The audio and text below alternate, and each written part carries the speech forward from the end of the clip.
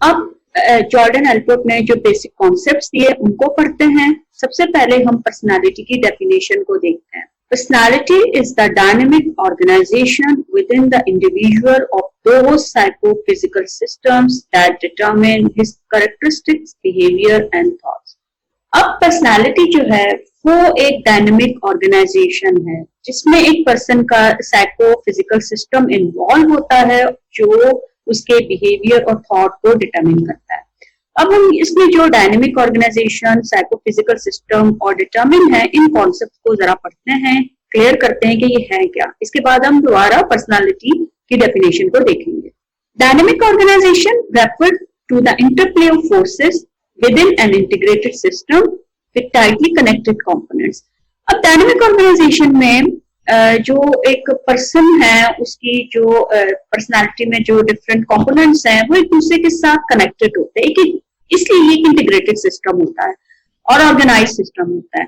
इसमें जो इसके साथ जो फोर्सेस होती हैं उनका इंटरप्ले होता है और उस इंटरप्ले की वजह से एक पर्सन का जो बिहेवियर है वो सामने आता है। तो डायनेमिक ऑर्गेनाइजेशन बात करता है इंटरप्ले ऑफ फोर्सेस की जो उसके इंटीग्रेटेड सिस्टम के साथ वर्क करती हैं, जो एक दूसरे के साथ इतने स्ट्रांगली कनेक्टेड हैं। We need to integrate all parts of our personality into a whole. इसका मतलब है कि हम जो है वो पर्सनालिटी को जब देखते हैं तो हम उसे एज ए होल देखते हैं और तमाम पार्ट्स को आपस में इंटीग्रेट करते हैं। यानी अगर उसका फिजिकल कोई पार्ट है, साइकोलॉजिकल पार्ट है, हम उन सबको इंटीग्रेट करते हैं, उन सब फंक्शनिंग को इंटीग्रेट करके एक पर्सनालिटी के बारे में बात करते हैं और उसको एज ए होल लेते हैं। Organised and pattern personality. अब ये डायनेमिक ऑर्गेनाइजेशन में जो एक पर्सनालिटी होती है वो बड़ी ऑर्गेनाइज्ड और पैटर्न जो होती है वो सामने आपके आती है। Subject to change, not static but growing and changing. अब ये क्या, इसका मकसद क्या है कि चेंज होती रहती है, चीजें स्टैटिक नहीं है, ग्रो भी करती है, चेंजेस भी आती रहती हैं। Psychophysical simply remind us that personality is neither exclusively mental nor neural physical. अब साइकोफिजिकल सिस्टम की जब हम बात करते हैं तो वहां पे ये बात समझ लेनी चाहिए कि जो पर्सनालिटी है आप उसको पूरे का पूरा ना तो आप मेंटल फंक्शनिंग कंसीडर कर सकते हैं और ना ही उसको फिजिकल कंसीडर करेंगे, कि इसमें फिजिकल वर्किंग भी आ जाती है और इसमें साइकोलॉजिकल भी आ जाती है, तो ये दोनों का कॉम्बिनेशन होगा। Mind and body are inextricably united. अब माइंड और बॉडी जो है पर्सन के, एक इंडिविजुअल के, वो इनसेपरेबल है, मतलब आप उनको अलग नहीं कर सकते, आप उनको यूनाइट करके देखेंगे, उनको इंटीग्रेट करके देखेंगे, दोनों को मिलाकर। No feature of personality is devoid of hereditary influence. अब पर्सनालिटी का कोई भी फीचर आपके सामने आता है, एक पर्सन का कोई भी एक पैटर्न आपके सामने आता है, आप उसको हेरिडिटरी इन्फ्लुएंस से हटके नहीं देख सकते, आपने उसको उसके कनेक्शन में देखना है कि हेरिडिटी का इन्फ्लुएंस तो होगा ही होगा, कोई भी एक्शन आपके सामने आता है उसमें हेरिडिटरी इन्फ्लुएंस जरूर होगा।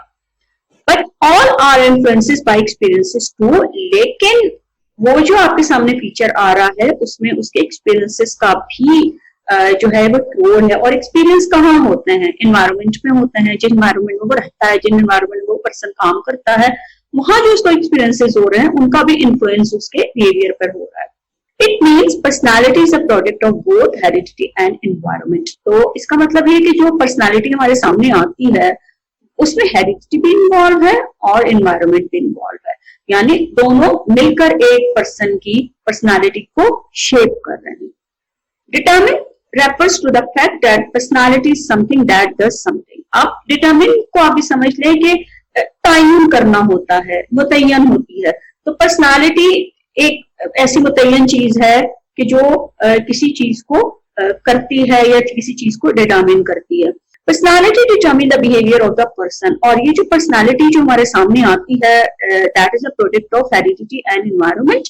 तो वो बिहेवियर को डिटरमिन करेगी एक पर्सन के, यानी एक सिचुएशन में अगर एक पर्सन बिहेव करता है तो उसका बिहेवियर ये बताएगा कि उसकी पर्सनालिटी ऐसी है। Traits are not just predictors of behaviour but they actually determine cause behaviour. अब ट्रेट्स होती हैं उसको सिर्फ आप प्रिडिक्ट करने के लिए नहीं यूज कर सकते हैं कि आपने किसी भी पर्सन के हवाले से कुछ प्रिडिक्ट कर दिया, पेशेंट वही करती है, कुछ बता दिया कि हाँ ये ऐसे करता है, ये कर सकता है, बल्कि आपने बाकायदा उसको जो है वो एज ए डिटर्मिनेंट लेना है, यानी वो एक पर्सन का जो बिहेवियर सामने आ रहा है उसको डिटर्मिन कर रही है, उसकी वजह बन रही है वो ट्रेट जो उसकी है। This behaviour helps in identifying the trait, और यही जो बिहेवियर आप ऑब्जर्व करते हैं, यही ऑब्जर्वेबल बिहेवियर या उसका ओवर बिहेवियर जो आपके सामने आ रहा है उसके एक्शन है, ये उसकी ट्रेट को भी आइडेंटिफाई करने में हेल्प करेंगे। अब आप देखें कि यहाँ पर एक तरफ ये कह रहे हैं कि पर्सनालिटी बिहेवियर को डिटर्मिन करती है, ट्रेट जो है वो कॉज बन रही है एक बिहेवियर का। अब एक सिचुएशन में एक पर्सन जैसा बिहेव करता है तो इसका मतलब है कि उस ट्रेट ने उसको मजबूर किया ऐसा बिहेव करने पर। अब उसका जो बिहेवियर है, आपने देखा, बिहेवियर को देखने के बाद आपने आइडेंटिफाई कर लिया इस पर्सन की ट्रेट क्या है। तो यानी ट्रेट जो है बिहेवियर को डिटर्मिन भी करती है, और उसके बिहेवियर को देखकर, उसके एक्शंस को देखकर, उसकी थॉट्स को देखकर आपको अंदाजा हो जाता है कि इस पर्सन की ट्रेट क्या होगी। अब हम दोबारा चलते हैं पर्सनालिटी की डेफिनेशन की तरफ।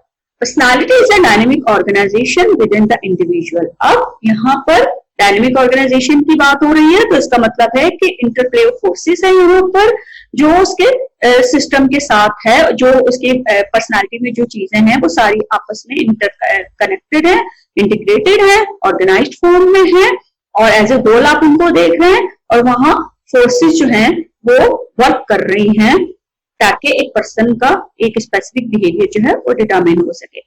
ऑफ दो साइकोफिजिकल सिस्टम, अब साइकोफिजिकल सिस्टम यानी वहां उसकी मेंटल फंक्शनिंग भी इन्वॉल्व है और उसकी साइकोलॉजिकल फंक्शनिंग भी इन्वॉल्व है, और वो दोनों सिस्टम जो है वो आपस में मिलकर काम कर रहे हैं।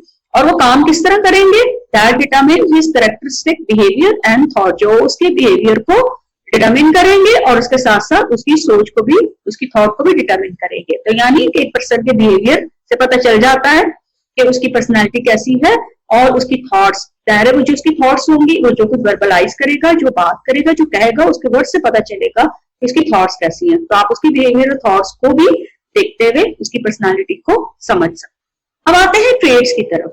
Definition of traits: trait is a neuropsychic structure having the capacity to render many stimuli functionally equivalent and to initiate and guide equivalent forms of adaptive and expressive behavior। अब ट्रेट जो है वो न्यूरोसाइकिक स्ट्रक्चर है, एक mental structure है, जिसमें इतनी capacity होती है कि वो डिफरेंट सिचुएशन को हैंडल करने में और डिफरेंट जो स्टिमुलाई मौजूद होते हैं उसको रिस्पॉन्ड करने में हेल्प करती है पर्सन को। इसके अलावा गाइड भी करती है, इनिशिएट भी करती है, किस तरह का रिएक्शन होगा, किस तरह कैसे होगा, और डिफरेंट जो सिचुएशन में एडेप्टिव एक्सप्रेसिव बिहेवियर हमारे सामने आता है वो भी उसके बिहाइंड भी ये ट्रेट वर्क करती है। Mental structure that initiate and guides reaction and thus accounts for the consistency in one behavior। अब ये मेंटल स्ट्रक्चर है, जो ट्रेट की बात हो रही है वो एक मेंटल स्ट्रक्चर है जो किसी भी रिएक्शन को इनिशिएट भी कर सकता है और उस हवाले से पर्सन को गाइड भी कर सकता है। और यही चीज जो है आप जो है जब एक पर्सन के बिहेवियर को देखेंगे तो उसमें जो कंसिस्टेंसी नजर आएगी वो उस मेंटल स्ट्रक्चर की वजह से होगी जो ट्रेट पर बेस कर रहा है। A trait causes a person to respond in similar environmental situation in a similar way। अब ट्रेट जो होती है उसकी वजह से एक पर्सन जो है इन्वायरमेंट में जो सिमिलर सिचुएशन होती हैं, इन्वायरमेंटल सिचुएशंस हैं, एक से ज्यादा सिचुएशन का सामना है, लेकिन उनमें कहीं ना कहीं सिमिलैरिटी है, तो उसको रिस्पॉन्ड कैसे करना है और किस सिमिलर वे में कैसे करना है, तो कहीं ना कहीं उसकी वहां सिमिलैरिटी भी आपको नजर आएगी। डिफरेंट सिचुएशन में वो बिहेव कर रहा है लेकिन मोर और लेस एक जैसा कर रहा है। Trait respond to a given situation, but on the nature of the situation itself that determine which of the potential behavior actually occur। अब trait तो ठीक है, situation में determine करती है एक behavior को, लेकिन situation की nature के ऊपर भी है कि किस तरह का behavior जो है वो सामने आएगा। बाज़ औक़ात एक person जो है एक situation में डिफरेंट बिहेव करता है लेकिन दूसरी सिचुएशन होती है वहां थोड़ा डिफरेंट हो जाता है, तो हम थोड़ा सा हैरान हो जाते हैं कि ये क्या, ये पर्सन जो इस तरह सिचुएशन में करता है ये एक सिचुएशन में क्या हो गया। लेकिन अब बाजू का सिचुएशन का भी इन्फ्लुएंस होता है, एनवायरनमेंट का भी इन्फ्लुएंस आता है, जिसकी वजह से वो पर्सन वक्ती तौर पर थोड़ा डिफरेंट बिहेव कर लेता है, तो वो फिर सिचुएशन की नेचर पर भी डिपेंड करेगा। लेकिन यूजुअली ट्रेट जो होती है वो डिटरमिन कर रही होती है पर्सन के बिहेवियर। अब क्राइटेरिया फॉर ट्रेट्स क्या है? Has more than nominal existence. अब ये सिर्फ ये नहीं कि एग्जिस्ट करती है ट्रेट, कि एक है, इससे कहीं बढ़कर है। यानी इसकी फंक्शनिंग आपको नजर आएगी कि ये किस तरह बिहेवियर को डिटरमिन करती है। इसको सिर्फ ये नहीं कि ये सब कह देंगे वहां एग्जिस्ट करती है तो ठीक है करती है, उससे कहीं ज्यादा बढ़कर ये काम करती है। इस मोर जनरलाइज देन अ हैबिट, और ये एक हैबिट नहीं है, इससे बढ़कर है। आप इसको जनरलाइज करके देख सकते हैं। यूजुअली डिफरेंट सिचुएशन में आपके सामने ट्रेड जो है वो बिहेवियर को डिटरमिन करेगी, और पर्सन एक से ज्यादा सिचुएशन में बिहेव करता है तो वो हैबिट नहीं होती, बेसिकली वो जनरलाइज फॉर्म में आपके सामने है, जिसकी फंक्शनिंग बड़ी जनरलाइज होती है। इस डायनेमिक और एटलीस्ट डिटर्मिनेटिव इन बिहेवियर, अब ये बिहेवियर को डिटर्मिन करती है। ट्रेड का क्राइटेरिया यही है कि अगर कोई ट्रेड बिहेवियर को डिटर्मिन नहीं करे, डायनेमिक नहीं है, तो वो ट्रेड नहीं है। मे बी इस्टेब्लिश एम्पेरिकली, कि इसको एम्पेरिकली भी देखा जा सकता है, इसको टेस्ट भी किया जा सकता है, स्टडी भी किया जा सकता है। Is only relatively independent of other trade, और अगर एक ट्रेड है तो दूसरी ट्रेड पर डिपेंड नहीं कर रही है, वो इंडिपेंडेंटली वर्क कर रही है, उस ट्रेड की फंक्शनिंग अपनी होगी, वो खुद डिटरमिन करेगी किसी भी बिहेवियर को और किसी भी किस्म की thought. Is not synonymous with moral और सोशल जजमेंट, इसको आप मॉरल और सोशल उसके साथ रिलेट नहीं कर सकते कि आप उसको यूज करेंगे मॉरल वैल्यूज के साथ आपने कर दिया, ये सोशल वैल्यूज के साथ कर दिया, उस पर्सन जिस तरह मॉरली बिहेव कर रहा है, सोशली कर रहा है, तो आप उसको उसके साथ जोड़ रहे हैं। इससे हटकर आपको ट्रेड को देखना पड़ेगा। May be viewed either in the light of personality which contains it or in the light of its distribution in the population at large। अब आप इसको जब देखते हैं, इसको समझने की कोशिश करते हैं, तो आप इसको जो पर्सनालिटी में ट्रेड मौजूद है, जिस पर्सनालिटी पर आपने फोकस किया, उसकी जो ट्रेड है, आप उसकी रोशनी में भी देख सकते हैं, उसके कॉन्टेक्स्ट में भी देख सकते हैं, और इसके अलावा जो पॉपुलेशन में जो ट्रेड्स हैं, आप उस कॉन्टेक्स्ट में भी ट्रेड को अंडरस्टैंड कर सकते हैं और उसकी एप्लीकेशन को देख सकते हैं। Acts and even habits that are inconsistent with the trait are not proof of the non-existence of the trait। अगर एक पर्सन का किसी सिचुएशन में उसका कोई डिफरेंट एक्शन आपके सामने है, कोई बिहेवियर डिफरेंट है, उसकी हैबिट डिफरेंस है, उनमें कंसिस्टेंसी आपको नजर नहीं आई, थोड़ा डिफरेंस नजर आ गया, तो इसका मतलब ये नहीं है कि ट्रेड एग्जिस्ट नहीं करती, क्योंकि सिचुएशनल फैक्टर्स भी होते हैं, और हमने पहले भी पढ़ा कि एनवायरमेंटल इन्फ्लुएंस भी हो सकता है। तो अगर किसी के बिहेवियर में इस तरह की इनकंसिस्टेंसी नजर आ जाती है, तो इसका मतलब ये नहीं ट्रेड नहीं है, ट्रेड अपनी जगह मौजूद है। अब जो क्राइटेरिया थे ट्रेड के, उनकी इम्प्लीकेशंस क्या हैं? पीपल डू हैव ट्रेड्स, लोगों की ट्रेड्स होती हैं, चाहे जो मर्जी हो, ठीक है। अब डोमिनेटिंग कौन सी है, सेकेंडरी ट्रेड कौन सी है, सेंट्रल कौन सी है, ये एक अलग बात है, लेकिन पर्सन की ट्रेड होती हैं, ये मानने वाली बात है। Traits of personality are not matters of moral functions। Trade जो है पर्सन की, वो मोरल फंक्शंस से उसका मामला नहीं है, उससे बड़ा हटके मामला है। कि अगर आप कहें कि ये मॉरल फंक्शंस हैं और इस तरीके से, जैसे सपोज अगर कोई काइंड है, तो वो काइंड इसलिए है क्योंकि उसकी ये ट्रेड है। आप इसको उसकी मोरल वैल्यूज के साथ नहीं अटैच कर सकते, उसके साथ उसके कनेक्शन में नहीं स्टडी करेंगे। आप उसको उसकी एक ट्रेड के तौर पे लेंगे कि हाँ ये काइंड है, ये पर्सन, या ये हम्बल है, तो आप उसको उसके साथ देखेंगे। उसमें ऑनेस्टी है, वो मॉरल फंक्शनिंग के साथ ही, बल्कि उसकी ट्रेड है तो वो काम कर रहा है, ऑनेस्ट है हर जगह पर। ट्रेड्स में डिटरमिन बिहेवियर, और ट्रेड जो है वो बिहेवियर की रीजन बनती हैं और बन सकती हैं और बनती भी हैं। Inconsistencies are real but do not mean trades are non existent. अब इनकंसिस्टेंसी हो जाती है, जैसे हमने पहले भी डिस्कस किया, हो जाती है, आ सकती है रियल सिचुएशन में, लेकिन इसका मतलब ये नहीं है कि आप ट्रेड के होने से इनकार। Traits are more generalise than habits, और हैबिट से बढ़कर हैं, हैबिट नहीं है, बल्कि ये बड़ी जनरलाइज फॉर्म में आप उसको देख सकते हैं, स्टडी कर सकते हैं और इसको इन्वेस्टिगेट कर सकते हैं। Trait may refer to different but similar phenomenon. तो ट्रेड जो है वो सिमिलर फिनोमिनन हो सकता है, डिफरेंट भी हो सकता है, लेकिन उसमें कहीं ना कहीं कोई सिमिलैरिटी भी आपको नजर आ सकती है। अब आपके कॉमन ट्रेड्स हैं।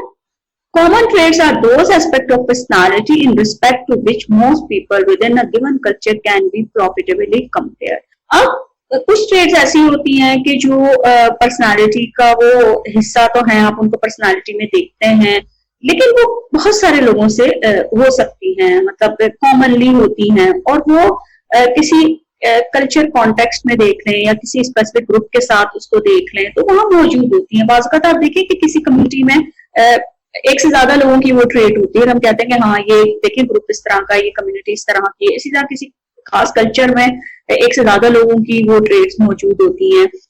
इसी तरह किसी कंट्री में अगर आप देख लें तो एक कंट्री के लोगों की वो ट्रेट होती है और हम कहते हैं कि हाँ यहाँ के लोगों में इस तरह की। तो किसी कल्चर से भी आप कर सकते हैं और कंपैरिजन भी उसका उस हवाले से होता है और उसमें वो ट्रेट्स जो है वो मौजूद होती हैं।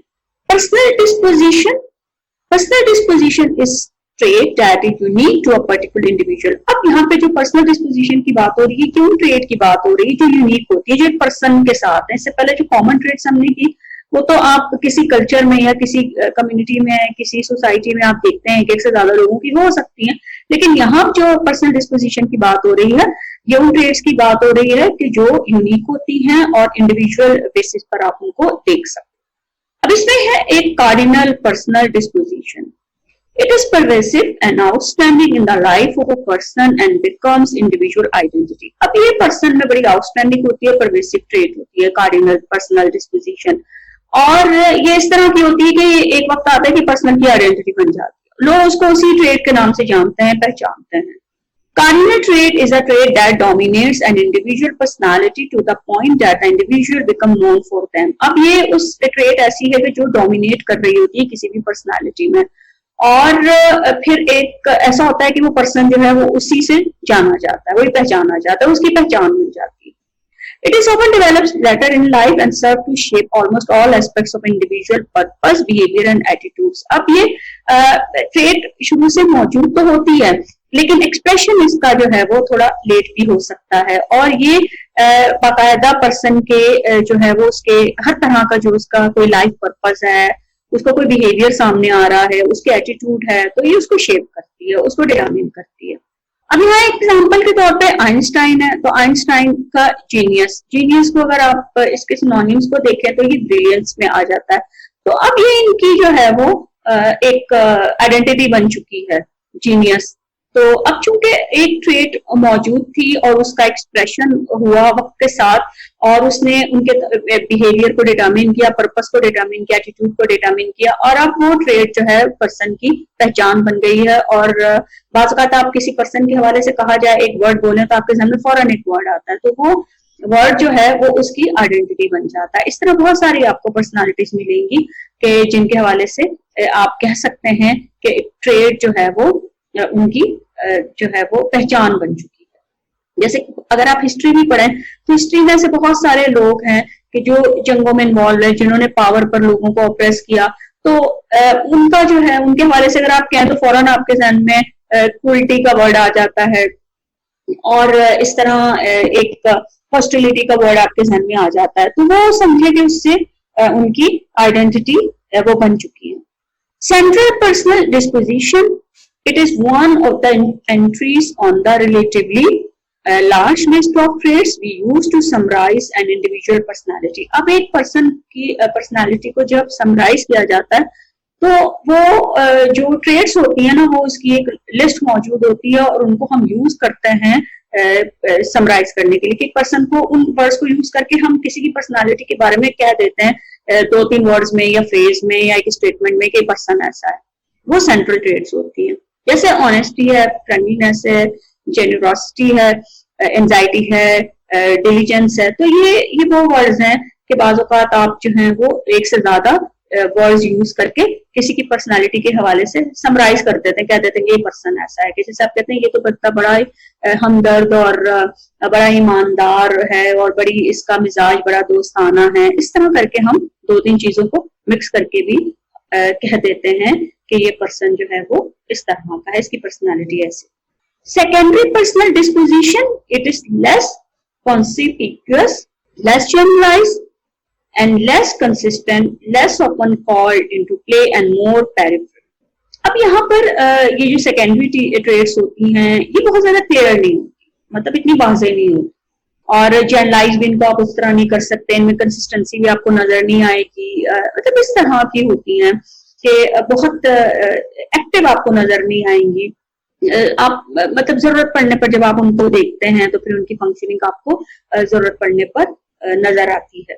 Such personality traits that tend to present themselves in certain situation. अब इस तरह की जो traits होती हैं वो जैसे कुछ सिचुएशन होती हैं कि जहां पर आपको उनका एक्सप्रेशन नजर आता है, वो बिहेवियर को डिटरमिन करती हैं और वो देखते हैं, हालांकि यूजुअली इतनी वाज़ेह नहीं होती और आप हर वक्त उनको कह भी नहीं सकते कि हाँ ये है ही इस पर्सन इस तरह का है, तो ये वहां वो सेकेंडरी पर्सनल डिस्पोजिशन आप यूज करेंगे जहां पर कुछ सिचुएशनल फैक्टर्स होते हैं और पर्सन एक सर्टेन वे में बिहेव करता है। For example, one might normally be a pretty easygoing person, but might become short-tempered when he or she find him herself under a lot of pressure.